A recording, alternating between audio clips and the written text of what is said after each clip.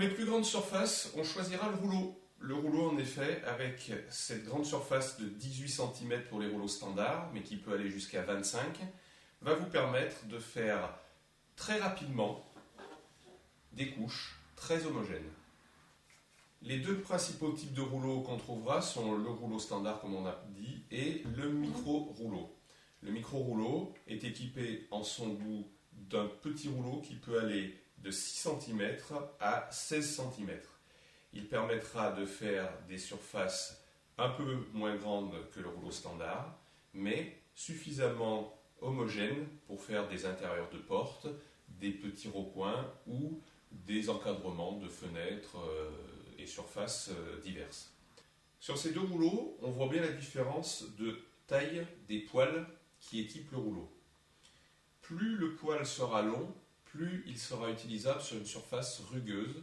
Plus le poil sera court, plus on s'en servira pour peindre des surfaces parfaitement planes. Le revêtement des rouleaux peut être en plusieurs matières. Il peut être en poil de mouton, ce qui est la meilleure qualité pour les rouleaux. Il peut être également en synthétique.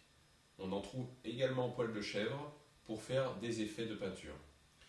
Il y a un rouleau pour chaque usage, que ce soit pour la peinture intérieure, avec le rouleau professionnel dit anti-goutte, qui évite que lorsque vous passez votre rouleau, la peinture goutte sur vous. Le rouleau pour la peinture extérieure, le rouleau pour le crépi ou pour le traitement du bois. La longueur du poil sur ce rouleau est d'environ 5 mm. On parlera de poils courts à moins de 4 mm, de poils moyens de 8 à 12 mm et de poils longs au-dessus de 14 mm. Dernier point important, le nettoyage de votre rouleau. Une fois que vous avez fini de peindre, vous devrez le rincer abondamment en passant de l'eau chaude et du produit vaisselle. Si vous devez interrompre votre chantier peinture, vous pouvez mettre votre rouleau dans un sac plastique où il se conservera entre 24 et 48 heures. Ensuite, vous devrez le nettoyer.